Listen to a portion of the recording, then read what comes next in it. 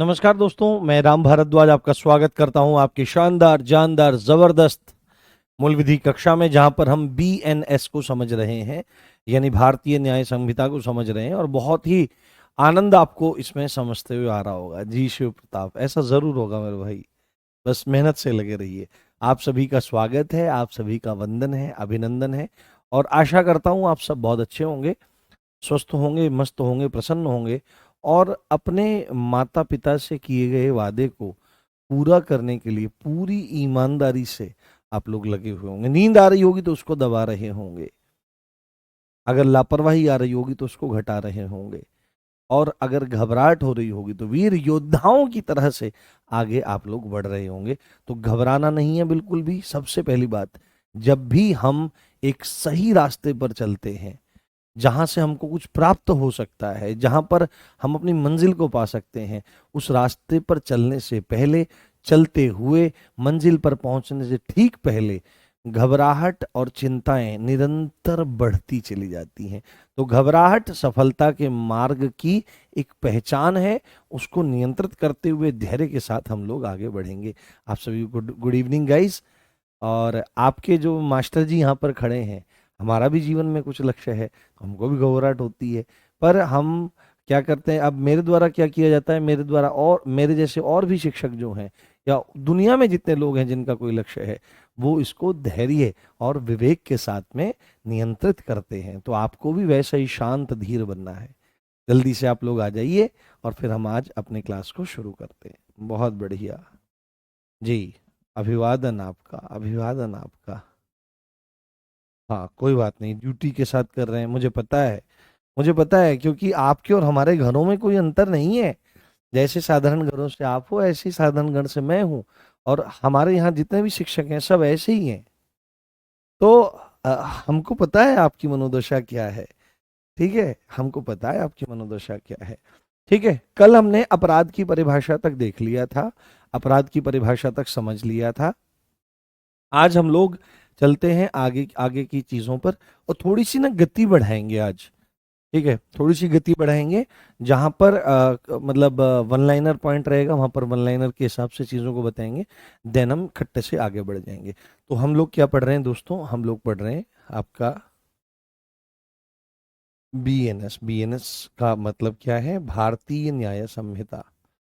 क्या है बेटे, भारतीय न्याय संहिता, भारतीय न्याय संहिता, भारतीय न्याय संहिता। ठीक है, भारतीय न्याय संहिता। और इसमें हम कहाँ पर पहुंच गए थे, इसमें हम लोग पहुंच गए थे धारा, धारा यानी सेक्शन 224 तक कर लिया था। सेक्शन 225, तो सेक्शन 225 क्या होता है, सेक्शन 225 यहाँ पर लोप की परिभाषा देता है। लोप मतलब ओमिशन, लोप मतलब ओमिशन, ओमिशन, ओमिशन की परिभाषा, लोप की परिभाषा, लोप की परिभाषा, लोप की परिभाषा ये देता है, लोप की परिभाषा। अब आप में से काफी सारे लोग ये समझेंगे कि सर लोप क्या होता है। हालांकि अंग्रेजी माध्यम वाले जो हैं वो कुछ समझ गए होंगे इस बात को, वो कुछ इस बात को जान गए होंगे। ओमिट करना, ओमिट मतलब हटाना, लोप करने का मतलब होता है गायब करना। देखो, कोई अपराध जो होता है जरूरी नहीं है वो कोई काम को करके ही किया जाए। अपराध कई बार काम को नहीं करके भी गठित किया जा सकता है। सपोज करो कि कोई व्यक्ति किसी दूसरे व्यक्ति से क्या करता है, ईर्ष्या करता है, घृणा करता है, या उसके प्रति उसके मन में आपराधिक दुर्भावना है ना, क्रिमिनल इंटेंशन है। मेरी एक एक बात को बहुत गंभीरता से सुने। कमेंट्स जो हैं वो बात के लिए आप लोग रख लें। मैं चाहता हूं कि यहाँ पर जितने बच्चे पढ़ रहे हैं वो गंभीरता से पढ़ें, और मुझे इन 4543 पोस्ट के अंदर मेरे सारे बच्चे चाहिए। और मैं चाहता हूँ वो मेंटल लेवल आपका होवे, वो नॉलेज लेवल होवे, और वो चीज़ों को समझने का स्तर होवे। तो एक आदमी है जो दूसरे आदमी से क्रिमिनल इंटेंशन रखता है, तो उसको वो नुकसान पहुंचाना चाहता है किसी भी तरीके का। सपोज करो उसको मारना ही चाहता है, वो मारने के लिए क्या कर सकता है? तो भाई पिस्टल लगा सकता है, पिस्टल लोड करी और उठाया, गोली मारी डप्प से, या तलवार निकाली, तलवार से काट दिया, जहर दे करके मार दिया। एक तो मारने का तरीका ही हो गया, यानी एक्ट को करके उसने अपने अंजाम को अपने जो क्रिमिनल माइंडसेट है उसको पूरा किया। एक ऐसी स्थिति हो सकती है कि भाई वो उसी के घर में रहता है और उसी के नियंत्रण का है, तो उसको जान से मारने का एक तरीका क्या हो सकता है? कोई काम नहीं किया, उसका खाना पानी बंद कर दिया, उसको एक कमरे में बंद कर दिया, और कमरे में बंद करके क्या काम किया कि उसको ना तो पानी दिया जा रहा है पीने के लिए और ना ही खाने को दिया जा रहा है।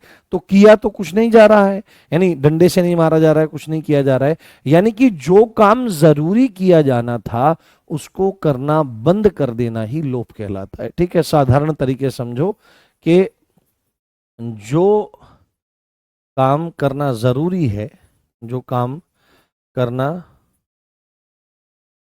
जरूरी है उसे करना बंद कर देना, है ना, उसे करना बंद कर दे, बंद करना, उसे करना बंद करना, है ना, उसे करना बंद करना, या आप कह सकते हो कि बंद करना, ठीक है, ये सिंपल लैंग्वेज है। तो जो काम जरूरी है उसे न करना, उसे न करना, उसे न करना, इस सेंस में लिख लो, उसे न करना, उसे न करना ही क्या कहलाता है? लोभ कहलाता है। तो किसी काम को न करना ही जो जरूरी है, ये लोभ की परिभाषा के अंतर्गत आता है। जैसे जैसे आप उसमें देखोगे, जब हम वहां चलेंगे ना, आपके डोमेस्टिक वायलेंस एक्ट में चलेंगे, तो डोमेस्टिक वायलेंस एक्ट में आप इस चीज को बहुत अच्छे समझेंगे, बहुत अच्छे से इस चीज को जानेंगे कि जैसे अगर महिला के प्रति क्या हो रहा है, महिला को मारा जा रहा है, बेल्ट से मारा जा रहा है, थप्पड़ मारे जा रहे हैं, लाठी मारी जा रही है, तो ये एक्ट हुआ। सेक्सुअल अब्यूज हो रहा है, गालियां दी जा रही हैं। बट एक है वहां पे आपका इकोनॉमिक अब्यूज, उसको भावनात्मक दुर्व्यवहार। अब भावनात्मक दुर्व्यवहार क्या है, अब पता भी नहीं लगेगा। बहुत सारे घरों में होता है कि घर में हमारे माताएं रहती हैं, बहनें रहती हैं, बहुएं रहती हैं, तो उनको पैसे की नीड है, बट उनको पैसे दिए ही नहीं जा रहे हैं, उनके पास अपने पर्सनल खर्चों के लिए पैसे नहीं है। तो ये स्थिति बहुत भयावह है। तो पैसा दिया जाना जरूरी है और देता ही नहीं है, तो ये है काम का ओमिशन करना, इसको कहते हैं लोभ करना, यानी जरूरी जो काम किया जाना है उसको भी करना बंद कर देना, ये आपकी लोभ की परिभाषा के अंतर्गत आता है। ठीक है, तो थोड़ा सा दिमाग में रख लेना, सेक्शन 25 इसमें आपका आ जाएगा। देन चलिए, बहुत बढ़िया, समझ में आ गया होगा आपको। उसके बाद हम चलते हैं हमारा सेक्शन 226 पर, सेक्शन 226 पर। सेक्शन 226 क्या कहता है? व्यक्ति की परिभाषा देता है। किसकी? व्यक्ति, व्यक्ति, व्यक्ति की परिभाषा, पर्सन, है ना, किसकी परिभाषा देता है? पर्सन, पर्सन की परिभाषा, पर्सन की परिभाषा देता है। किसकी? पर्सन की परिभाषा यहां पर देता है। अब देखो, एक चीज है, जैसे आपने एक चीज नोटिस करी होगी, जैसे आपने एक चीज नोटिस करी होगी, कभी ना कभी आपने मंदिरों में कभी ना कभी आरती जरूर सुनी होगी। ठीक है, कहीं कहीं पर आरती होती है, मंदिरों में आरती होती है, हर किसी ने सुना होगा। तो मंदिरों में क्या होता है, आपने सुना होगा कि जो नर इन देवता की आरती गावे सो मन वांछित फल पावे। तो आपने देखा, जो नर ऐसा करे, तो नर का मतलब तो मेल से होता है, यानी कि यहाँ पर जितनी स्त्री हैं या जितने अन्य लोग हैं जो थर्ड जेंडर हैं, वो कहेंगे हम क्यों आरती गावें कि नर को फल मिलेगा, हमको तो फल मिलेगा नहीं। बट ऐसा नहीं होता है। जब वहां पर नर कहा जा रहा है तो वहां पर उसके अंतर्गत गूढ़ भाव यह है कि नर गावे, नारी गावे, थर्ड नपुंसक इत्यादि कोई गावे, उसको वो फल मिलेगा। तो क्योंकि वहां पर एक कानून की बात हो रही है, और कानून में जगह जगह आप ये नहीं लिख सकते कि भाई अगर कोई पुरुष किसी की हत्या कर दे, अथवा मादा कर दे, अथवा नपुंसक कर दे, अथवा LGBTQ का कोई व्यक्ति कर दे, नहीं, अथवा कोई कंपनी कर दे, वहां तो एक ही शब्द बोला जाएगा, व्यक्ति। तो जहां पर भी व्यक्ति लिखा रहेगा, सपोज करो किसी ने वहां पर लिखा है कानून में आगे कि यदि कोई व्यक्ति क्या काम करता है, यदि कोई व्यक्ति किसी की चल संपत्ति को उससे पूछे बिना बेईमानी से ले लेता है तो उसको चोरी कहते हैं। तो मामला कोर्ट में पहुंचा, किसी महिला ने ये काम किया था, तो महिला कहेगी कि सर वहां पर तो व्यक्ति लिखा था, व्यक्ति का मतलब तो पुरुष से लिया जाना चाहिए, तो मैं तो महिला हूं, तो मैं तो दोषी हूं ही नहीं। तो फिर कोर्ट इस बात का हवाला देगा कि आपको सेक्शन 226 देखना चाहिए कि व्यक्ति के अंतर्गत केवल पुरुष और पुरुष ही नहीं है, केवल मेल के बारे में बात नहीं हो रही है, वहां पर सबकी बात हो रही है। पुरुष के अंतर्गत कौन कौन आता है, तो पुरुष के अंतर्गत, ये व्यक्ति के अंतर्गत पुरुष नारी वगैरह तो सब आते ही आते हैं। व्यक्ति के अंतर्गत कोई कंपनी अगर कोई अपराध करे, कोई कंपनी, कंपनी क्या होती है, बहुत सारे लोगों का समूह होती है, तो कंपनी कह सकती है सर एक सिंगल व्यक्ति के बारे में यहां पर बात हो रही है, क्योंकि व्यक्ति जो शब्द है वो एक वचन का परिचायक है, एक वचन को दर्शाता है। व्यक्तियों जो है वो बहुवचन का पर्यायवाची है या उसको परिचायक है। तो यहां पर एक बात आपको लिखनी पड़ेगी कि अगर कहीं पर व्यक्ति लिखा है तो उस अपराध को यदि कोई कंपनी भी करती है तो बच नहीं सकती, क्योंकि व्यक्ति के अंतर्गत किसी कंपनी को भी लिया गया है। व्यक्ति के अंतर्गत, है ना, निम्नलिखित को भी माना जाएगा, निम्नलिखित को भी माना जाएगा। व्यक्ति के अंतर्गत निम्नलिखित को भी, व्यक्ति के अंतर्गत निम्नलिखित को भी माना जाएगा, व्यक्ति के अंतर्गत निम्नलिखित को भी माना जाएगा। नंबर 1 इसमें लिखिए आप, इसमें लिखिए आप कंपनी, कोई कंपनी, कोई अगर कंपनी है तो उसको भी व्यक्ति के अंतर्गत हम लोग मान लेंगे, कंपनी। कोई एसोसिएशन, एसोसिएशन क्या होता है, कोई संघ, एसोसिएशन कोई संघ है ना, कोई संघ है, वो भी इसी के अंतर्गत आ जाएगा। कंपनी भी इसी के अंतर्गत आपकी मानी जाएगी, कोई दिक्कत वाली बात नहीं है। और थर्ड वन ये क्या है, कोई भी बॉडी, कोई भी निकाय, कोई भी निकाय, ये व्यक्ति के अंतर्गत ही मानी जाएंगी। ये जाकर के कोर्ट में खड़ी होकर ये नहीं कह सकती, क्योंकि कंपनियों के दिमाग ज्यादा तेज चलते हैं, वो बहुत नुस्खे और ये सब चीज निकालते हैं, थोड़े से बड़े मतलब अपने रास्ते तैयार करते हैं कि मीन मेक निकालो, सब चीजें निकालो, तो ये चीजें वहां पर नहीं चलेंगी। हाँ हाँ हाँ, वो मैं समझा रहा हूं, वो मेल की परिभाषा है, वो 19 में अलग है। यहां पर मैं एक मॉडरेट बात समझाने का आपको प्रयास कर रहा हूं, ठीक है। चलो ठीक है, चलो बहुत बढ़िया। तो व्यक्ति के अंतर्गत निम्नलिखित में ये भी माने जाएंगे, और वहां पर ये बात लिखी गई है, चाहे ये कॉरपोरेटेड हो, हाँ, चाहे ये निगमित हो, निगमित, निगमित या गैर निगमित हो, हाँ निगमित, कॉरपोरेटेड हो या नॉन कॉरपोरेटेड हो, ठीक है, कॉरपोरेट, कॉरपोरेटेड हो या ये नॉन कॉरपोरेटेड हो, नॉन कॉरपोरेटेड हो, दैट्स ऑल, इतनी ही बात है इसमें। आपको मूल बात क्या है, निगमित विगमित के बारे में ज्यादा चक्कर में पड़ने की जरूरत नहीं है, इतना डिटेल में नहीं जाएगा। मूल बात क्या है कि व्यक्ति के अंतर्गत कंपनी भी है, कोई एसोसिएशन भी है और कोई बॉडी भी है, दैट्स ऑल। आपका काम इतने में हो जाएगा। अगर वो ज्यादा डेप्थ में जाएगा तो बस यहां पर इतनी बातें पूछने का आपसे प्रयास करेगा। अगली धारा, अगली धारा क्या कहती है आपकी, अगली धारा सेक्शन 222 है ना, सेक्शन 22 नहीं, हमारी कौन सी हो चुकी है, क्षमा चाहता हूँ, 26। अब हमारी सेक्शन 228 पे आ जाओ।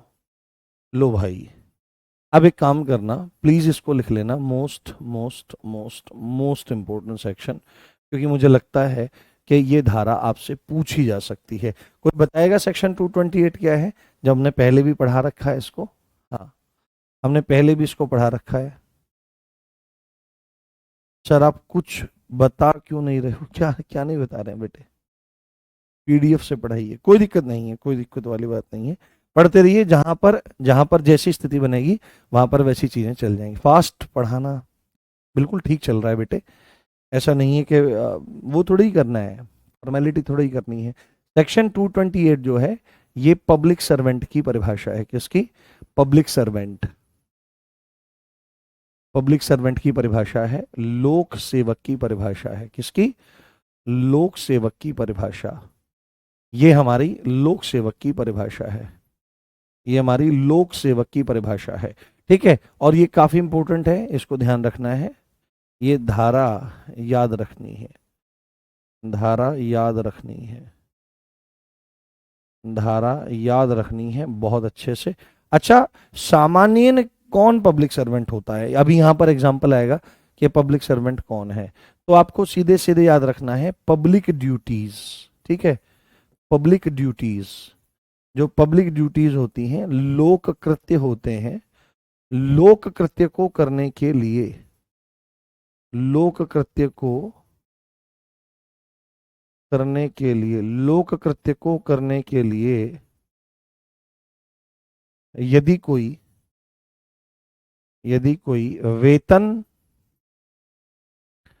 या कमीशन लेता है, वेतन या कमीशन लेता है, वही कौन है? वही आपका पब्लिक सर्वेंट कहलाता है, लोक सेवक कहलाता है। और पब्लिक ड्यूटीज क्या होती हैं? तो वे कार्य जिनसे जन कल्याण होता है, जन कल्याण होता है, जिनसे जन कल्याण होता है, जिनसे जन कल्याण होता है। जैसे आपका शिक्षा हो गया, जैसे आपका स्वास्थ्य हो गया, है ना, जैसे आपका शिक्षा हो गया, जैसे आपका स्वास्थ्य हो गया, जैसे आपका सड़क हो गया, जैसे आपका सुरक्षा हो गया, ठीक है, जैसे आपका सुरक्षा हो गया, जैसे आपका मतलब और भी तमाम चीजें हो सकती हैं, शिक्षा, स्वास्थ्य, सड़क, जल आपूर्ति, जल, है ना, बिजली आदि आदि, है ना, तमाम चीजें ऐसी हो सकती हैं। तो इत्यादि, आदि लिख देते हैं हम यहाँ पर हमने लिख दिया आदि। तो वे कार्य जिनसे जन कल्याण होता है, शिक्षा, स्वास्थ्य, सड़क आदि, ये आपकी पब्लिक ड्यूटीज हैं। और इन पब्लिक ड्यूटीज को करने के लिए यदि कोई व्यक्ति वेतन या पारिश्रमिक या कमीशन लेता है, उसको हम क्या कहते हैं? उसको हम आपका पब्लिक सर्वेंट कहते हैं। और सामान्य भाषा में अगर आप कहने लगो तो पब्लिक सर्वेंट का मतलब है सरकारी कर्मचारी। बात खत्म हुई। कौन है? सरकारी कर्मचारी। आपका सरकारी कर्मचारी इसके अंतर्गत आपके आते हैं। अब एक चीज यहां पर आपकी पूछी जाती है, वहीं पर सेक्शन 228 में ये बात स्पेशली बताई गई है, स्पेशली समझाई गई है कि कौन कौन आपके पब्लिक सर्वेंट होंगे। तो इसको थोड़ा सा ध्यान रखें आप। हालांकि ये जो चीज है आपको ध्यान रखना पड़ेगा, ये भ्रष्टाचार निवारण अधिनियम के अंतर्गत भी ये बात आएगी। हाँ, भ्रष्टाचार निवारण अधिनियम के अंतर्गत भी ये बात आएगी और यहां पर भी ये बात आपकी आ रही है। तो जहां पर कोई सेक्शन ओवरलैप हो रहा है उसको आपको थोड़ा सा ध्यान से देखना और समझना चाहिए। तो आपको इसमें लिखना है कौन कौन पब्लिक सर्वेंट होंगे। और एक चीज का ध्यान रखना, अभी जब मैं पब्लिक सर्वेंट बता रहा हूं, इसके बाद जब भी मैं पब्लिक सर्वेंट लिखूंगा या लोक सेवक लिखूंगा तो पीएस लिखूंगा, पूरा पूरा नहीं लिखेंगे। उससे मेरा भी समय बचेगा, आपका भी समय बचेगा, आपकी कॉपी भी बचेगी। तो कौन कौन पब्लिक सर्वेंट होंगे, कौन कौन पीएस होंगे, कौन कौन पीएस होंगे, तो आपको बहुत अच्छे से ध्यान रखना है। पॉइंट नंबर 1 बनाओ मेरे साथ में। और पॉइंट नंबर 1 में क्या बात आ रही है? आर्मी, है ना, आर्मी, नेवी और एयरफोर्स। आर्मी, नेवी और एयरफोर्स। आर्मी, नेवी, एयरफोर्स के जो कमीशन्ड ऑफिसर्स होते हैं, ठीक है, आर्मी, नेवी ऑफिसर्स के कमीशन्ड ऑफिसर्स जो होते हैं, हाँ, कमीशन्ड ऑफिसर्स। कमीशन्ड ऑफिसर्स समझते हो आप लोग? जिनको कमीशन मिलता है, कमीशन्ड ऑफिसर्स, कमीशन्ड अधिकारी। कमीशन्ड अधिकारी जो होते हैं, कमीशन्ड अधिकारी का मतलब क्या होता है? देखो, आर्मी में भी अगर आप लेके चलो तो आर्मी में भी ऑफिसर होते हैं, ठीक है। जो सबसे पहले सबसे निचला स्तर होता है किसी भी रैंक का, वो होता है सोल्जर। सोल्जर के बाद आपका नायक होता है, लेंस नायक होता है, हवलदार होता है। उसमें भी फिर आपके अपॉइंटमेंट होते हैं, सीएचएम, कंपनी हवलदार मेजर, बटालियन हवलदार मेजर। उसके ऊपर जो एक मतलब रैंक होती है वो नायब सूबेदार होता है, equivalent to ASI in police, है ना, असिस्टेंट सब इंस्पेक्टर। 1 स्टार रहता है, चिंदी रहती है। उसके बाद 2 स्टार इन चिंदी, यूपी पुलिस में या किसी भी जगह वो सब इंस्पेक्टर होता है और सेना में उसको सूबेदार कहा जाता है। उसके बाद चिंदी के साथ में अशोक चक्र आ जाता है तो सूबेदार मेजर आ जाता है। तो यहां पर जो ये नायब सूबेदार है और आपका जो आपका मेजर है ना, ये मेजर है आपका जिसको लगा रहता है, सूबेदार मेजर जो होता है, इनको क्या कहा जाता है? इनको जेसीओ कहा जाता है, जूनियर कमीशन ऑफिसर्स कहा जाता है।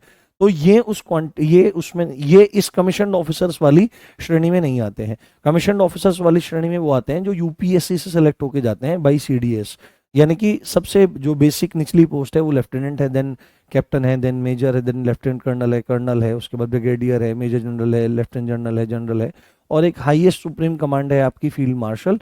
वो एक विशिष्ट उपलब्धि के संदर्भ में आपकी जानी जाती है। तो इनके जो कमीशन्ड ऑफिसर्स होते हैं वो आपके पब्लिक सर्वेंट माने जाते हैं। उसके बाद आपके हर कोई न्यायाधीश, प्रत्येक न्यायाधीश, किसी भी कोर्ट का कोई भी न्यायाधीश वगैरह हो, जज होवे जो, तो वो भी आपका क्या माना जाता है, वो भी आपका पब्लिक सर्वेंट माना जाता है। थर्ड पॉइंट आपका कौन सा आ जाएगा, न्यायालय का प्रत्येक अधिकारी और कर्मचारी, न्यायालय का, कोर्ट का प्रत्येक अधिकारी, प्रत्येक अधिकारी और कर्मचारी, बिल्कुल साधारण भाषा में मैं लिखवाने का प्रयास कर रहा हूं मैं आपको, जिससे आपको जरा सी भी दिक्कत ना हो। तो न्यायालय का प्रत्येक अधिकारी और कर्मचारी जो न्यायालय के कार्य में लगा हुआ है, कोर्ट के कामों में लगा हुआ है, कोर्ट की कार्यवाहियों में लगा हुआ है, वो आपका पब्लिक सर्वेंट कहलाता है। हाँ, हाँ, क्लास चलेगी बिल्कुल। हाँ बेटे, पढ़ते रहिए, बहुत अच्छे से पढ़ते रहिए। हाँ, ठीक है, इसको थोड़ा सा ध्यान रखने की जरूरत है। तो न्यायालय का प्रत्येक अधिकारी और कर्मचारी, और न्यायालय की तरफ से ना कुछ लोगों को नियुक्त किया जाता है। कई बार तो समापक होते हैं जिसको लिक्विडेटर कहा जाता है, रिसीवर होते हैं और आपके आयुक्त होते हैं। इनके बारे में थोड़ा सा ध्यान रख लें। ये तीनों टर्म ना आपको कहाँ समझ में आएंगे, ये तीनों के तीनों टर्म आपको समझ में आएंगे इनकम टैक्स एक्ट में। कहाँ पे समझ में आएंगे, इनकम टैक्स एक्ट में ये तीनों टर्म आपको समझ में आएंगे। तो इसको थोड़ा सा आप लोग ध्यान रख लें बेटे, तो आपको पता लग जाएगा। समापक, रिसीवर और आयुक्त, यह आपका हो जाएगा। उसके बाद हमारा क्या हो जाएगा, न्यायालय है ना, ये प्रत्येक अधिकारी और कर्मचारी मैंने इसी में ले लिया है, तो इसको आपको थोड़ा सा ध्यान रखना है, थोड़ा सा समझ लेना है। न्यायालय या लोक सेवक है ना, लोक सेवक, पब्लिक सर्वेंट, न्यायालय या लोक सेवक की सहायता करने वाला व्यक्ति, सहायता, हेल्प करने वाला, हेल्प करने वाला व्यक्ति जो होता है, वह भी आपका क्या कहलाता है, वह भी आपका क्या माना जाएगा, वह भी आपका पब्लिक सर्वेंट माना जाएगा। पांचवा पॉइंट इसमें आप लिख लो, अगर किसी पंचायत का कोई सदस्य है, क्या है, किसी पंचायत का कोई सदस्य है, तो पंचायत के सदस्य को भी लोक सेवक माना गया है अकॉर्डिंग टू बीएनएस। ये पॉइंट पूछ लिए जाते हैं कई बार। हाँ, हाँ,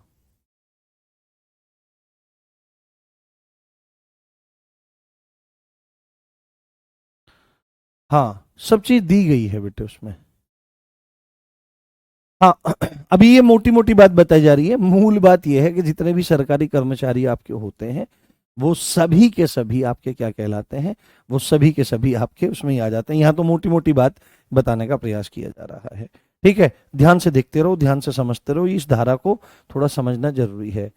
प्रत्येक मध्यस्थ, प्रत्येक आर्बिट्रेटर, आर्बिट्रेटर है ना, आर्बिट्रेटर, आर्बिट्रेटर होता है मध्यस्थता करने वाला, मध्यस्थता करने वाला है ना, मध्यस्थता करने वाला, सीधे सीधे बिचौलिया, सर बिचौलिया, ठीक है, बिचौलिया, बिचौलिया। अब ये बिचौलिया नहीं कि किसी का कोई ब्याह करवा रहा हो उसको कहते हैं लोक सेवक है, वाकई में वो लोक सेवक ही होता है जिसका कहीं ब्याह ना हो रहा हो, जिसका कहीं ब्याह ना हो रहा हो, जिसके कहीं माथे चावल न टिक रहे हो भाई, और किसी बढ़िया बिचौलिया जो विशेषकर इसी काम को सोने की अंगूठी और कुछ रुपए लेकर करता है, तो वो ब्याह करवा देते हैं। वाकई में वो लोग की ही सेवा करते हैं, समाज का भला जिन कामों से होता है उनको कुछ पैसे लेके करते हैं।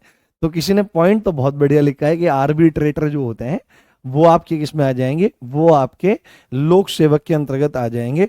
परंतु यहां पर आपको ध्यान रखना है, प्रत्येक आर्बिट्रेटर या मध्यस्थता करने वाला या बिचौलिया, जो अब इस बिचौलिए के संदर्भ में लिखा जाएगा यहां पर, जो जो किसी मामले में, हाँ, जो किसी मामले में, जो किसी मामले में रिपोर्ट देने के लिए नियुक्त किया गया है, हाँ, रिपोर्ट देने के लिए रिपोर्ट देने के लिए नियुक्त किया गया है ना, रिपोर्ट देने के लिए नियुक्त किया गया है, अपॉइंट किया गया है, अपॉइंट किया गया है, अपॉइंट किया गया है, अपॉइंट किया गया है, अपॉइंट किया गया है। तो किसने अपॉइंट किया, ये इंपॉर्टेंट बात है। तो अपॉइंट यहां पर आप लिखो कि अपॉइंट कौन करता है इनको, अपॉइंट कौन करता है ऐसे आर्बिट्रेटर्स को। तो इसका सीधा सीधा उत्तर आपको लगाना है कि कोर्ट के द्वारा, कि या तो कोई कोर्ट करे या कोई लोक प्राधिकारी करे। कौन करे, कोर्ट करे या कोई लोक प्राधिकारी करे। लोक प्राधिकारी को अंग्रेजी में कहते हैं पब्लिक अथॉरिटी। क्या कहते हैं बेटे, पब्लिक अथॉरिटी कहा जाता है। तो मूल बात आपको यहां पर याद रख लेनी है, कोई भी मध्यस्थता करने वाला व्यक्ति, और मध्यस्थता करने वाले से मतलब क्या निकाला गया है, जो किसी मामले में रिपोर्ट देने के लिए अपॉइंट करा गया है, उसको यहां पर आर्बिट्रेटर या बिचौलिया बोला जा रहा है। इनको अपॉइंट कौन करता है, तो इनको अपॉइंट कोर्ट या किसी पब्लिक अथॉरिटी द्वारा किया जाता है। हाँ, पढ़ने पर ध्यान दें, नहीं प्रधान। हाँ हाँ, यार कोई बोल रहा है कि सर आप सुन नहीं रहे हो, कोई बोल रहा है सर स्पीड बढ़ाओ। भाई मैं बिल्कुल बहुत तरीके से चल रहा हूँ, ना ना कोई वो है, जल्दी है ना कुछ वो है। आप देखो बिल्कुल सम्यक गति से मैं चल रहा हूँ। हाँ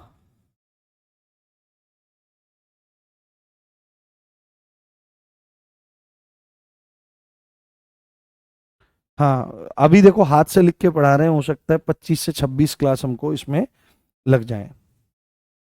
हम्म, बहुत ध्यान से इसको समझते रहो, बहुत ध्यान से इसको देखते रहो। देखो जिसको ऐसा लगता है कि बहुत जल्दी हमको देखनी है, सर जल्दी खत्म करो, ऐसा करो वैसा करो, तो उनसे मेरी दिल से प्रार्थना है, क्योंकि आप तो बड़े हो। जो ऐसा कहता है वो बड़ा है, जो दूसरों को आदेश देता है, या जो गुरु के रूप में कोई व्यक्ति सामने खड़ा है शिक्षक के रूप में, उनको आदेश देता है कि जल्दी करो जल्दी करो, तो वो तो हमसे बड़े ही हुए। तो आप सब बड़े हो, अपनी कृपा मुझ बालक पर बनाए रखो। और आपको अगर जल्दी करना है तो आपकी सेवा में विनायक बैच में मेरे द्वारा पहले पढ़ाई गई मूल विधि उपलब्ध है, और आप उसको कितनी भी स्पीड पर बढ़ा करके देख सकते हो, कोई दिक्कत वाली बात नहीं है। परंतु यहाँ पर बिल्कुल सम्यक गति से, क्योंकि मुझे फर्क पड़ता है उस पेपर वाले दिन, जिस दिन प्रश्न पूछा जाएगा, तो मेरा प्रयास रहेगा कि जो मैं आपको चीजें पढ़ा रहा हूं वो इस कक्षा से बाहर ना जाए। ठीक है, मैं उस दिन के लिए मेहनत कर रहा हूं। अब मुझे पता नहीं कि आप किस दिन के लिए मेहनत कर रहे हैं, जो जल्दी जल्दी पढ़ने के लिए बोल रहे हैं, बट जल्दी जल्दी पढ़ने के लिए बोला जा रहा है, तो आपके लिए वह भी सेवा उपलब्ध है। रोजगार विद अंकित इतना अच्छा प्लेटफॉर्म है कि सब तरह की व्यवस्थाएं आपके लिए हैं। उसको आप देखिए, उसको आप समझने का प्रयास करिए। ठीक है, तो ये आर्बिट्रेटर के बारे में बात आ गई, क्योंकि इसमें नए बच्चे भी हैं तमाम, तो उनके साथ अन्याय नहीं किया जा सकता। उसके बाद सरकार का प्रत्येक अधिकारी, है ना, सरकार का प्रत्येक अधिकारी, सरकार का, ये बहुत इंपॉर्टेंट धारा है, इसमें से प्रश्न आएगा तो फिर दिक्कत हो जाएगी। ध्यान से समझिए, जल्दी जल्दी मत करिए और चीजों को समझने का प्रयास करिए। सरकार का प्रत्येक अधिकारी, तो यहाँ पर कौन सा अधिकारी आप बोलेंगे इसके, सरकार का प्रत्येक अधिकारी, तो एकदम से प्रश्न आना चाहिए कि कौन सा अधिकारी, सरकार का प्रत्येक अधिकारी, तो आप सीधे बोलेंगे कौन सा अधिकारी। तो मैं यहां पर क्या बोलने का प्रयास कर रहा हूं, सरकार का प्रत्येक अधिकारी पब्लिक सर्वेंट है। तो आपके दिमाग में तुरंत आएगा कि कौन सा अधिकारी पब्लिक सर्वेंट है, तो आप सीधे सीधे लिखेंगे जिसको अपराधों का निवारण करने का दायित्व मिला है ना, निवारण, जो अपराधों का निवारण करता है। कहीं पर अगर अपराध हो रहे हैं तो उन अपराधों को रोकने का प्रयास करता है। इस संबंध में जिन जिन अधिकारियों को अपॉइंट किया गया है, वो सारे के सारे अधिकारी आपके क्या कहलाएंगे, वो सारे के सारे अधिकारी आपके पब्लिक सर्वेंट कहलाएंगे। निवारण को प्रिवेंशन कहा जाता है, क्या कहते हैं, प्रिवेंशन कहा जाता है। पहला पॉइंट तो ये आ गया। अगेन ये उन अधिकारियों की चर्चा हो रही है जिनको अपॉइंट किया जा रहा है अपराधों के निवारण करने के लिए। ठीक है, अपराधों की सूचना देना जिनका काम है, अपराधों की सूचना देने वाले, अपराधों की सूचना यानी इन्फो, है ना, इन्फो देने वाले, इन्फो मतलब इंफॉर्मेशन देने वाला। ठीक है, उसके बाद अपराधों के संदर्भ में ही चर्चा यहां पर हो रही है। अपराधियों को, अपराधियों को न्याय के लिए, है ना, अपराधियों को न्याय के लिए, अपराधियों को न्याय के लिए उपस्थित करने वाला, अपराधियों को न्याय के लिए उपस्थित करने वाला, वो भी आपका वो होगा। देखो अब यहाँ पर कि अपराधों का निवारण करने के लिए कौन है, तमाम अधिकारी हैं, तमाम जितने डीएम है, एसडीएम है, एडीएम है, आपके पुलिस के अधिकारी हैं, तमाम अमले जो हैं, जो सब अपराधों को रोकते हैं, वो सब हैं। अपराधों की सूचना देने वाले, तो अपराधों की सूचना कौन, आपके इंटेलिजेंस ब्यूरोज हैं, रॉ है, आईबी है वगैरह, तमाम जितने भी हैं। अपराधियों को न्याय के लिए उपस्थित करने वाला, तो जितना पुलिस डिपार्टमेंट है वही सारा काम करता है, अपराधियों को पकड़ता है, जस्टिस करने के लिए न्यायालय के सामने लेकर के जाता है। तो वो भी सबके सब आपके, वो जो अधिकारी हैं वो सब आपके किस में आ जाएंगे, वो सब के सब आपके पब्लिक सर्वेंट में आ जाएंगे। और भी जो वे अधिकारी, वे वे जो health, public health, public health, अब मेरे बंधु कुछ ऐसे भी हैं जिनको अंग्रेजी कुछ समझ में कम आती है, तो उनके लिए मैं बता देता हूं। लोक स्वास्थ्य है ना, लोक स्वास्थ्य से जुड़े हुए जो अधिकारी हैं, तो लोक स्वास्थ्य से अधिकारी जुड़े हुए कौन हैं, जितना भी स्वास्थ्य विभाग है, वो सारे के सारे अधिकारी, जितने भी डॉक्टर्स होते हैं जो हेल्थ डिपार्टमेंट से रिलेटेड हैं, वो सारे के सारे कौन हैं, वो सारे के सारे आपके पब्लिक सर्वेंट कहला रहे हैं। और उसके बाद जितने भी सेफ्टी से रिलेटेड हैं, सेफ्टी है ना, पब्लिक हेल्थ, पब्लिक सेफ्टी, सुरक्षा आदि से संबंधित, वो सब के सब अधिकारी आपके पब्लिक सर्वेंट कहलाएंगे। आदि आदि की सुविधा का संरक्षण करने वाले, आदि की सुविधा का संरक्षण करने वाले, आदि की सुविधा का संरक्षण करने वाले जितने भी अधिकारी हैं, वो सब आपके लोक सेवक होंगे। वो क्या होंगे, वो सब आपके लोक सेवक होंगे। इन बातों को जानते रहिए आप, ठीक है। आगे बढ़ते हैं। अब यहां पर एक पॉइंट और आ जाएगा, नेक्स्ट पॉइंट आ जाएगा। अब आप बोलोगे सर क्या इन कामों से रिलेटेड जो अधिकारी ही हैं, जो ऑफिसर्स ही हैं, वही लोक सेवक होंगे? तो केवल वही लोक सेवक नहीं होंगे भाई, उनके अलावा एक पॉइंट यहां पर लिखा गया है कि सरकार के अन्य प्रत्येक अधिकारी, सरकार के अन्य प्रत्येक, है ना, प्रत्येक अधिकारी, सरकार के अन्य प्रत्येक अधिकारी। अगर आप अन्य बोल रहे हो और प्रत्येक बोल रहे हो तो फिर वहां पर के नहीं, का विभक्ति का प्रयोग होना चाहिए। सरकार का अन्य प्रत्येक अधिकारी, है ना, यहां पर लिख दिया गया है, लोक सेवक माना जाएगा। सीधी सीधी बात है, घुमा फिरा करके कान पकड़ रही है, क्योंकि कानून की भाषा है। मूलतः जितने भी आपके सरकारी कर्मचारी होते हैं वो लोक सेवक होते हैं, लोक सेवक होगा, है ना, प्रत्येक अधिकारी लोक सेवक होगा। अब एक इंपॉर्टेंट पॉइंट है, इसको ध्यान से सुनना और इसको ध्यान से समझने का प्रयास करना। वह प्रत्येक व्यक्ति लोक सेवक माना जाएगा, वह प्रत्येक व्यक्ति,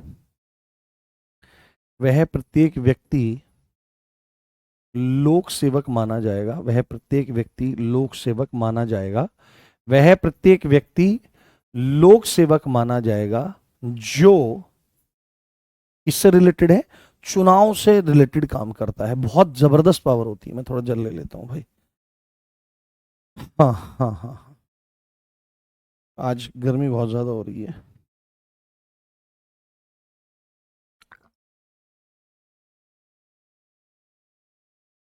हाँ, हम्म, हाँ, जरा सी बारिश आ जाती है, बिजली वाले बिजली भगा देते हैं और हमारा सिस्टम ठप पड़ जाता है।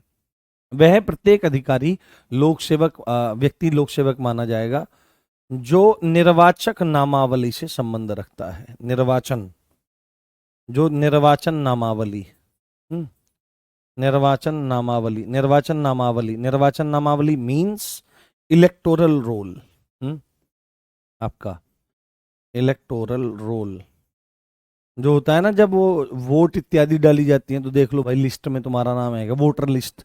इसको साधारण भाषा में क्या कह लो आप लोग, इसको साधारण भाषा में कह लो वोटर लिस्ट। हाँ, इसको साधारण भाषा में आप लोग वोटर लिस्ट बोल सकते हो, वोटर लिस्ट। तो वो हर आदमी जो वोटर लिस्ट से रिलेटेड काम करता है, से संबंधित है, से रिलेटेड है, वो आपका आएगा। तो क्या करता है वोटर लिस्ट के संदर्भ में, क्या करता है, इन पॉइंट्स को हम यहाँ पर लिख लेते हैं। तो वोटर लिस्ट को क्या करता है, वोटर लिस्ट को क्या करता है, तैयार करता है। यदि वोटर लिस्ट को तैयार करता है तो वो रिलेटेड हो गया आपका किससे, इलेक्टोरल रोल से, ही इज पब्लिक सर्वेंट। उसके बाद क्या करता है आपका, प्रकाशित करता है, उसको पब्लिश करने का काम करता है। प्रकाशित मतलब उसको पब्लिश करने का काम करता है, उसको पब्लिश करता है, दैट्स ऑल। वो आपका क्या हो जाएगा, वो आपका पब्लिक सर्वेंट मान लिया जाएगा। थर्ड वन इज, उसको बनाए रखता है, बनाए रखता है। बनाए रखने का मतलब है, बनाए रखने का मतलब है उसको मेंटेन करता है। क्या करता है, उसको मेंटेन रखता है। तो he will be the public servant. और अगेन इसमें पॉइंट आ जाएगा, उसको रिवाइज करता है। क्या करता है, रिवाइज करता है, मतलब कि एक तरह से संशोधित करता है, एक तरह से संशोधित करता है। एक तरह से संशोधित करता है, वो भी आपका पब्लिक सर्वेंट माना जाएगा। वो हर एक आदमी जो इलेक्टोरल रोल से रिलेटेड है, वोटर लिस्ट से संबंधित है, उसको रेडी करता है, उसको पब्लिश करता है, उसको मेंटेन करता है और उसको रिवाइज करता रहता है टाइम टाइम पर, वो आपका लोक सेवक माना जाएगा। ये सारे, ये थोड़ी सी बड़ी धारा है, इसको थोड़ा समझना जरूरी है। हाँ हाँ, मेरे हिसाब से पता नहीं, अब आप एलएलबी में किस तरह से प्रश्न पूछे जाएंगे। हाँ हाँ हाँ, चलिए बहुत बढ़िया, समझते जाइए, समझते जाइए। ये थोड़ा सा मतलब टाइट है मामला इसका, ये थोड़ी सी बड़ी धारा है, इसमें कुछ पॉइंट्स और हैं। पर जब ये पेपर में मिलेंगे ना आपको, और आप इन चीज़ों को सही करोगे तो आपको बहुत अच्छा लगेगा। ठीक है, अब यहाँ पर प्रत्येक व्यक्ति, प्रत्येक वह व्यक्ति लोक सेवक होगा, प्रत्येक वह व्यक्ति पब्लिक सर्वेंट होगा जो चुनाव यानी कि इलेक्शन, इलेक्शन से रिलेटेड कोई भी सेवा, सेवा मतलब कार्य ना, सेवा मतलब कार्य करता है, सेवा मतलब कार्य करता है, वो क्या कहलाएगा, वो भी आपका एक तरह से पब्लिक सर्वेंट कहलाएगा। ठीक है, अब इसमें कुछ पॉइंट्स ऐड करिए आप, अब इसमें कुछ पॉइंट्स ऐड करिए आप, कि आपका जो नगर पालिका आयुक्त होता है, नगर पालिका आयुक्त जो होता है, पूछ लिया जाएगा डायरेक्टली कि क्या नगर पालिका आयुक्त, म्यूनिसिपल कमिश्नर, हाँ म्यूनिसिपल कमिश्नर, जो आयुक्त को क्या कहते हैं, कमिश्नर कहा जाता है। म्यूनिसिपल कमिश्नर जो होता है, आयुक्त को ही कमिश्नर कहा जाता है, पब्लिक सर्वेंट होता है। ये कुछ पॉइंट्स हैं यहाँ पर, पब्लिक सर्वेंट होगा, ये बात ध्यान रखनी है, डन। ये कुछ इंपॉर्टेंट फैक्ट्स हैं आपके, वो होगा। साथ में यहाँ पर एक पॉइंट ये ऐड हो ही गया हमारा, ये मैंने सबसे पहले एक पॉइंट आपको यहाँ पर बता ही दिया था। हाँ, एक पॉइंट मैंने सबसे पहले आपको यहाँ पर बता ही दिया था कि वो लोग जो पब्लिक ड्यूटीज करने के लिए क्या करते हैं, कोई वेतन या कमीशन लेते हैं, वो आपके पब्लिक सर्वेंट कहलाएंगे। अब कुछ पॉइंट्स जो मैं आपको बता रहा हूं, वो सीधे सीधे एग्जाम में पूछे जा सकते हैं कि कौन होगा और कौन पब्लिक सर्वेंट नहीं होगा। जैसे अगर कोई आपसे पूछ ले कि जो एमएलए होते हैं, है ना, मेंबर ऑफ लेजिस्लेटिव असेंबली, यानी कि विधायक साहब होते हैं, चाचा विधायक हैं हमारे, तो क्या विधायक आपका पब्लिक सर्वेंट है, तो आपको लिखना है सीधे।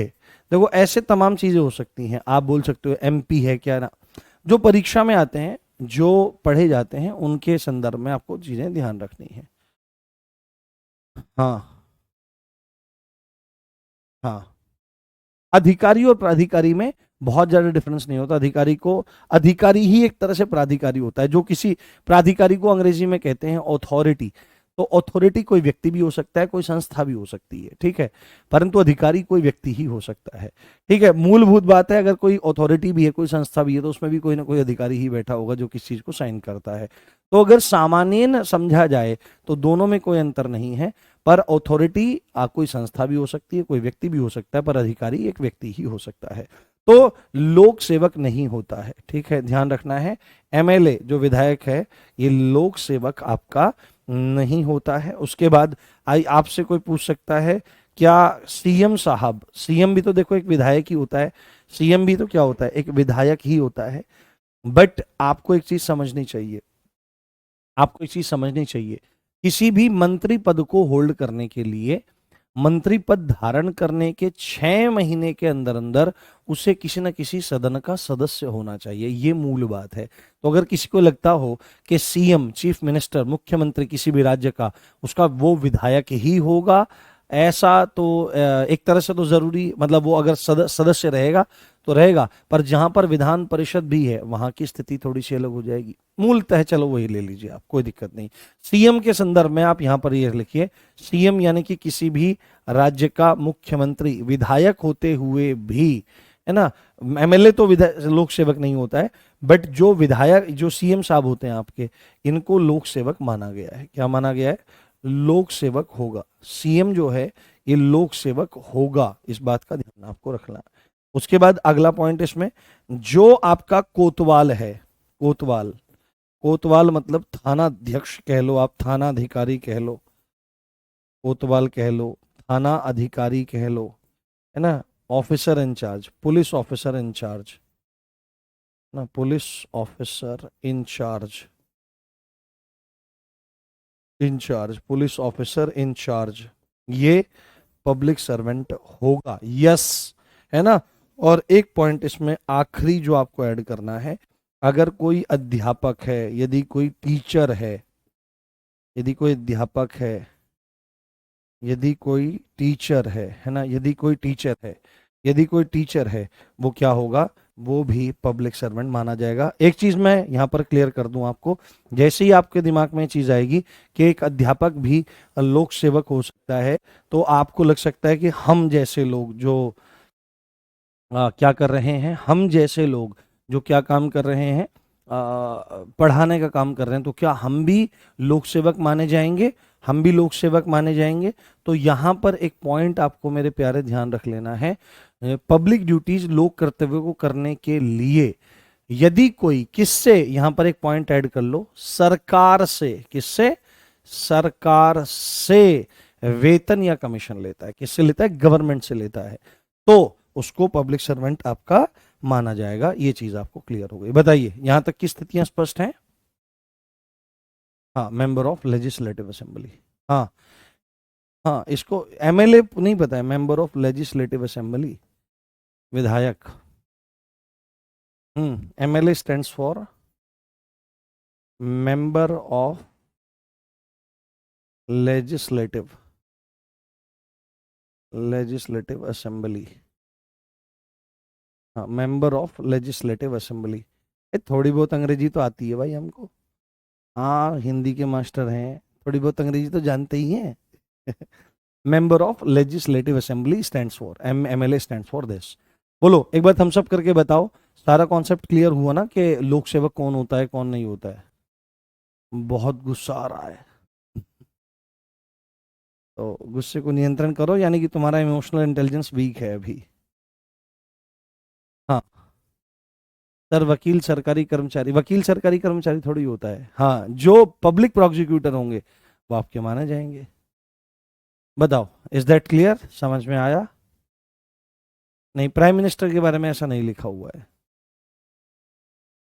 हम्म, हाँ, बहुत बढ़िया मेरे प्यारो, बहुत बढ़िया, डन। ध्यान से चीजों को समझते जाओ, और मेरी प्रार्थना है, मैं हाथ जोड़ के प्रार्थना करता हूँ आपसे, क्योंकि मैं तो बहुत सामान्य आदमी हूँ, और हमेशा सामान्य ही रहना चाहता हूँ।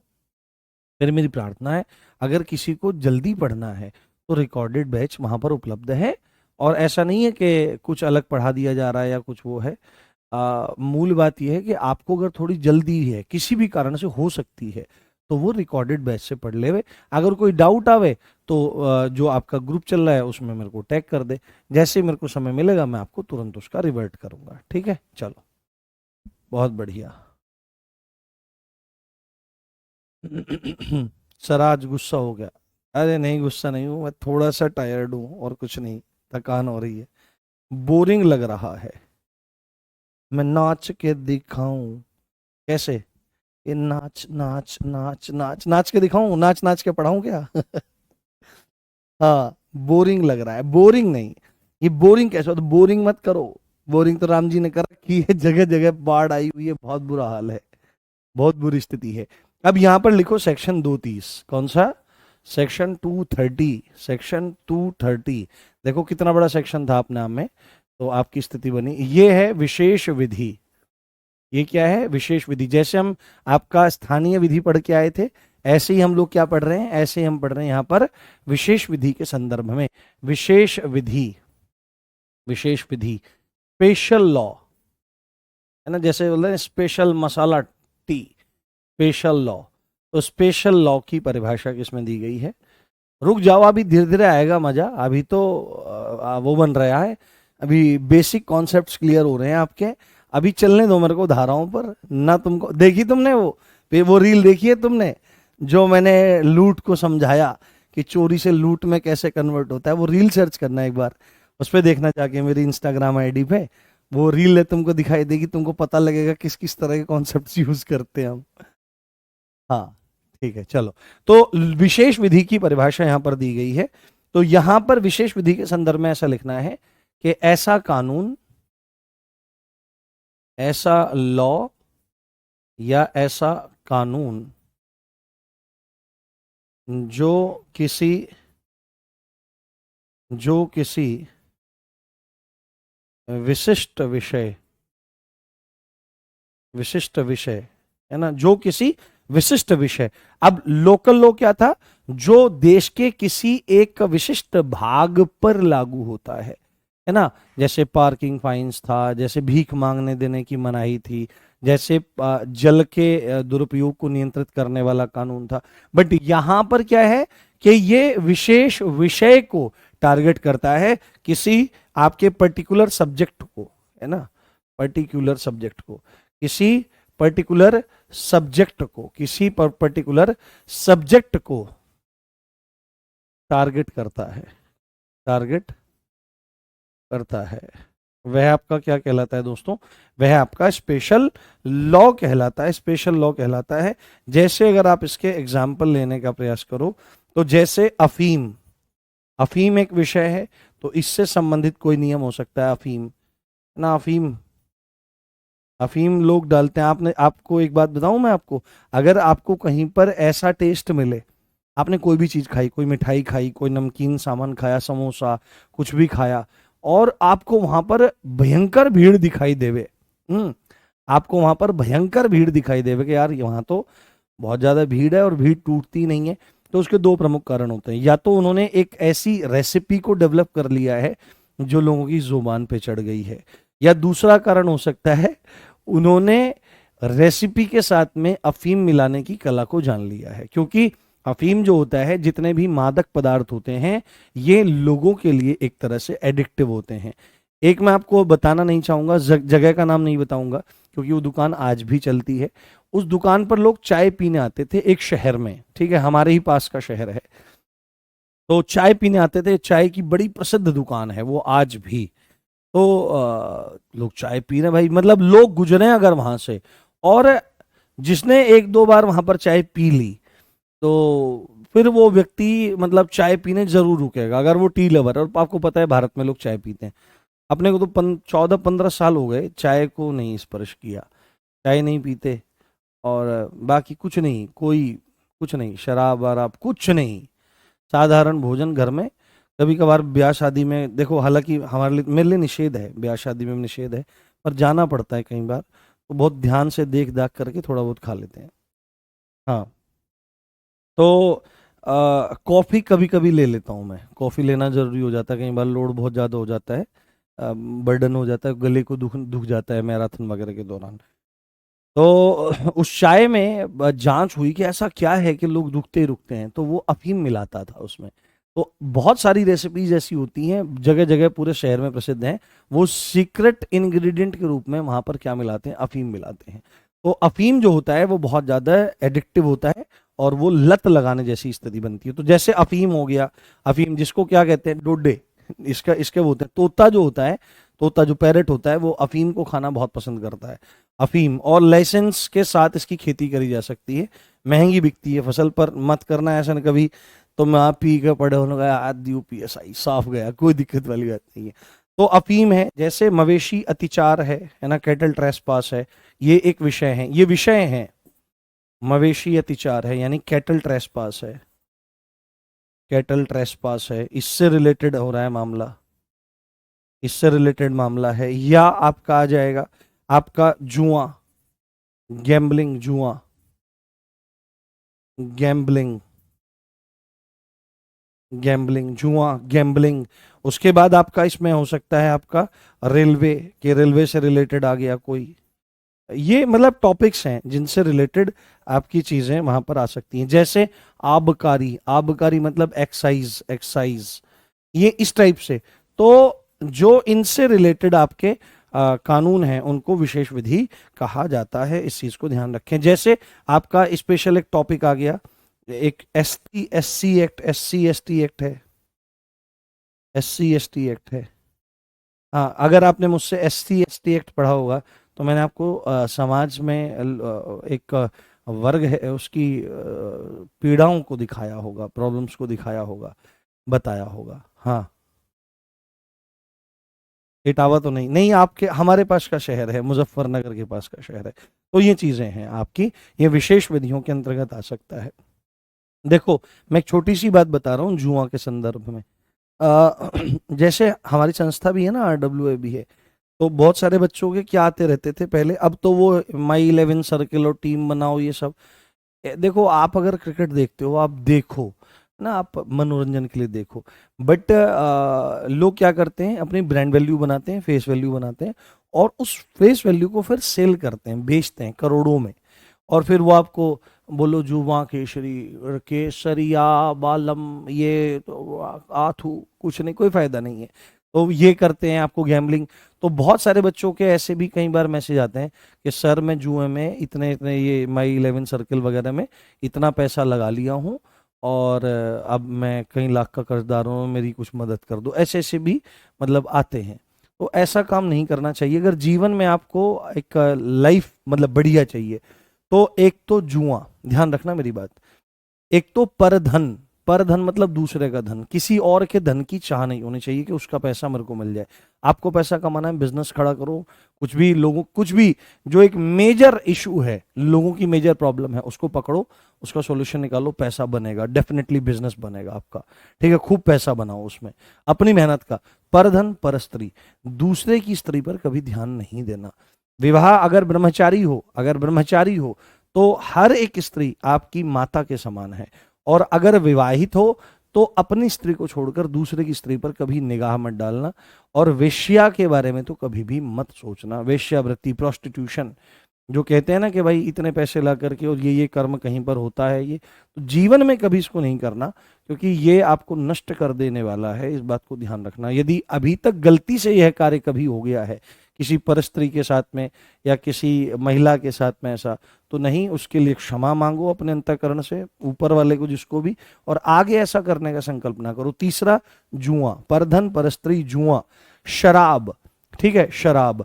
और एक पॉइंट कहा जाता है कि अगर आपको स्वस्थ रहना है, तो देखो, आप में से बहुत सारे लोग हो सकता है नॉनवेज खाते होंगे, आप खा सकते हैं, कोई दिक्कत नहीं है, बट नॉनवेज जो होता है वो लीवर को बहुत ज्यादा इंपैक्ट डालता है ना, वो लीवर को बहुत ज्यादा प्रभावित करता है, और लीवर ज्यादा प्रभावित होता है तो फिर आयु ज्यादा आदमी की नहीं रहती है।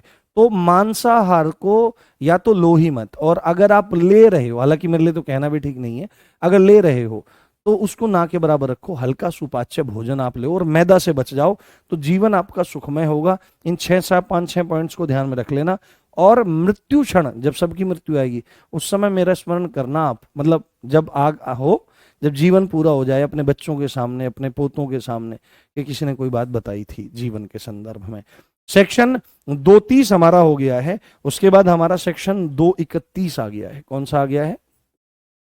आप ये मत सोचना कि आपका काम बहुत कम हुआ है, ये पहले धाराएं ना कम से कम 50-60, IPC सेक्शन 50-60 तक विस्तृत थी, हम बहुत सारी धाराएं पढ़ चुके हैं अभी तक। अभी तक हम बहुत सारी धाराएं पढ़ चुके हैं। हाँ ठीक है, तो सेक्शन 231 जो है ये आपको दहेज प्रतिषेध अधिनियम में भी मदद करेगा, और यहां भी आपको ध्यान रखना है, ये है मूल्यवान प्रतिभूति। ये क्या है? मूल्यवान प्रतिभूति। ये है मूल्यवान प्रतिभूति, यानी वैल्यूएबल, वैल्यूएबल सिक्योरिटी। हाँ, valuable security, valuable security. Valuable security के बारे में यहां पर बात की जा रही है कि वैल्यूएबल सिक्योरिटी की परिभाषा किसमें है, मूल्यवान प्रतिभूति की परिभाषा किसमें है। तो मूल्यवान प्रतिभूति के संदर्भ में आपको ध्यान रख लेनी है, एक दस्तावेज। ये क्या होता है? ये एक तरह का दस्तावेज होता है, ये एक तरह का डॉक्यूमेंट होता है जो कानूनी अधिकारों से संबंधित होता है। किससे? जो किसी प्रकार के कानूनी अधिकार से संबंधित है ना, जो किसी प्रकार के लीगल राइट से रिलेटेड है। किससे बेटे? जो किसी भी प्रकार के लीगल राइट से रिलेटेड है। और लीगल राइट से, लीगल राइट के संदर्भ में ये क्या काम करता है? कोई भी कानूनी अधिकार, देखो अधिकार भी दो तरह के होते हैं। पहला अधिकार होता है, हाँ हाँ हाँ,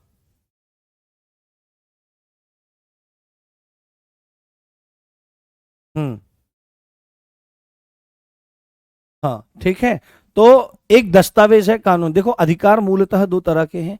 एक तो अधिकार है आपके मौलिक अधिकार जो प्रकृति देती है, जो संविधान देता है, और एक होते हैं लीगल राइट। लीगल राइट जो होते हैं वो कैसे होते हैं? वो आपके क्रिएट किए जा सकते हैं। कैसे हो सकते हैं? वो आपके सृजित किए जा सकते हैं। सृजित, सृजित मतलब आपके क्रिएट किए जा सकते हैं, किसी को दिए जा सकते हैं, क्रिएट किए जा सकते हैं। वो आपके अंतरित किए जा सकते हैं। अंतरित मतलब आपके वो ट्रांसफरेबल होते हैं, ट्रांसफर हो जाता है उनका। ठीक है, तो ऐसे अधिकार जो सृजित किए जा सकते हैं, ट्रांसफर किए जा सकते हैं, है ना, आपके समाप्त किए जा सकते हैं। बहुत सरल उसमें बता रहा हूं, है ना, रिफ्रेन करना या एक तरह से एंड किए जा सकते हैं, ऐसे अधिकारों से संबंधित है। मूल बात यहां पर क्या है कि मूल्यवान प्रतिभूति एक तरह के डॉक्यूमेंट हैं जिनका संबंध कानूनी अधिकारों से है। पिछली बार मैंने थोड़ा सा इसको क्लिष्ट बताया था, पर इस बार मैं इसको और सरल रूप में, हाँ देखो अभी डलवाएंगे। हम्म हम्म ठीक है, अब आपसे कुछ चीजें पूछी जा सकती हैं, आपसे कुछ चीजें पूछी जा सकती हैं कि क्या क्या इसमें आ सकता है आपका। तो आपको वैल्यूएबल, अगर सिक्योरिटी के बारे में बात करेंगे, हाँ, अगर हम लोग वैल्यूएबल सिक्योरिटी के बारे में बात करेंगे तो आपको ध्यान रखना है क्या क्या वैल्यूएबल सिक्योरिटी के अंतर्गत माना जाता है, क्या क्या मूल्यवान प्रतिभूति है, क्या क्या मूल्यवान प्रतिभूति है, क्या क्या मूल्यवान प्रतिभूति है, क्या क्या मूल्यवान प्रतिभूति है। तो आपको ध्यान रखना है, जो आपकी मार्कशीट्स होती हैं, ठीक है, जो आपकी मार्कशीट्स होती हैं, इनको मूल्यवान प्रतिभूति माना जाता है। जो बेनामे होते हैं, मकान, दुकान, प्लॉट वगैरह के, इनको भी मूल्यवान प्रतिभूति माना जाता है। जो आपका पासपोर्ट होता है, इसको भी क्या माना जाता है? इसको भी आपका वैल्यूएबल सिक्योरिटी माना गया है। चौथा आपका पॉइंट है, जो आपका आयकर निर्धारण आदेश होता है ना, आयकर निर्धारण आदेश। ये आपके ऊपर इतना टैक्स लगा हुआ है, इतना आपकी आय पर टैक्स लगा हुआ है, ये सब के सब आपके वैल्यूएबल सिक्योरिटी के अंतर्गत आते हैं। इस चीज को आपको अच्छे से समझ लेना है, ठीक है। तो आज हम लोग इसको यहीं रखते हैं। मैं एक छोटी सी बात आपको बताऊं अपने जीवन की, हम्म, और गुरुजनों की कृपा से ही वह अभी तक निभ रही है और आगे भी वो निभेगी। आप कहो तो एक बात बता दूं 1 मिनट में? हाँ, एक बात बता दूं। पहले मुझे एक बात बताओ। हाँ, मुझे थोड़ा नजदीक आना पड़ेगा आपके कमेंट्स देखने के लिए। हाँ लाएंगे, क्वेश्चन भी लाएंगे। पहले ना मैं इनको परिभाषाओं को करवा दूं एक बार, और उसके बाद मैं क्वेश्चन भी लाऊंगा। हम्म, हाँ ये क्यों बोलते हो? हाँ मैं इसको ठीक करूंगा थोड़ा, क्योंकि मैं ये मानता हूँ कि मेरे भीतर भी कोई बैठा हुआ है, वो सुन रहा है, मैं उसको सेटिस्फाई करने का प्रयास करता हूँ।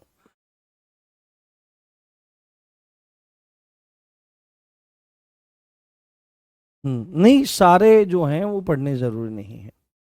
एक बार मुझे बताओ, सब समझ में आ गया? एक बहुत काम की बात बताऊंगा। अच्छा, ठीक है शिवम, दरोगा शिवम जी मेरे भाई।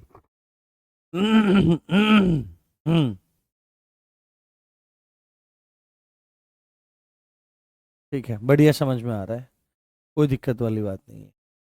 देखो अभी तो मैं बूढ़ा हो गया हूँ, 50-55 साल मेरी अवस्था हो रही है। 50-55 के बीच में रही होगी अवस्था, हो सकता है 60 भी हो, मुझे याद नहीं है। पर लगभग मैं 2020 से ऑनलाइन मीडियम में पढ़ा रहा हूँ, और 2016 के आसपास से मैंने मतलब कंपटीशन के फील्ड में पढ़ाना शुरू किया था। तो 2016 से लेकर के और जब तक ऑफलाइन मैंने पढ़ाया, तो क्या रहता है कि आपको पता है बहुत सारे मतलब व्यक्ति आपको ऐसे मिल जाएंगे जिनका प्रेम संबंध अपने शिष्यों से या शिष्याओं से होता है। ऐसे तमाम लोग मिल जाएंगे आपको, उनके विवाह भी आपको होते हुए वहां पर दिखाई देंगे कि उनके विवाह भी हो जाते हैं। ऐसा नहीं है कि हमको प्रस्ताव नहीं आए, मैं बहुत गंभीर बात आपको बता रहा हूं, हमको बहुत प्रस्ताव आए। हाँ, बहुत प्रस्ताव हमको आए। हालांकि ऐसा कुछ है नहीं विशेष, ऐसा कुछ यहाँ विशेष नहीं है ना, मतलब दिखने में ऐसा कुछ है या कुछ है, कुछ नहीं। परंतु बहुत प्रस्ताव हमको मिले, और गुरुजनों की कृपा से हमारे मन में, मेरे मन में एक बात बैठी हुई है, और गुरुजन ही उसका निर्वाह करेंगे। जो सामने बैठ करके पढ़ता है, मैं कहता हूँ ना बेटे, कहता हूँ ना, मैं कभी कभी बेटे कह करके संबोधित करता हूँ, वो क्यों कह करके संबोधित करता हूँ उसका रहस्य मैं आपको आज बताता हूँ। हो सकता है आप बड़ी आयु के हों, बड़ी आयु के हों, हो सकता है आप बड़ी आयु के हों, फिर भी आपको लगता होगा कि हमको बेटा कह करके संबोधित कर रहे हैं। वो इसलिए क्योंकि यहाँ पर एक गुरु की, एक शिक्षक की भूमिका में मैं हूँ, और गुरु के सामने जो बैठ करके पढ़ता है उसको शिष्य कहते हैं, और शिष्य को नाद सृष्टि में पुत्र माना गया है।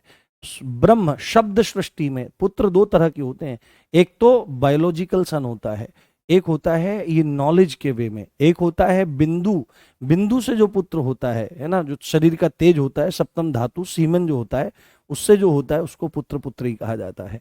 और एक जिसको हम बिठा करके पढ़ाते हैं, सिखाते हैं, उसको भी पुत्र पुत्री माना गया है। तो आप जितने भी बैठ करके पढ़ते हो, मैं इस भाव से आपको पढ़ाता हूँ, जितने भी पढ़ते हैं ये हमारे लाला लाली हैं, मैं लाला लाली भी बोलता हूँ ना।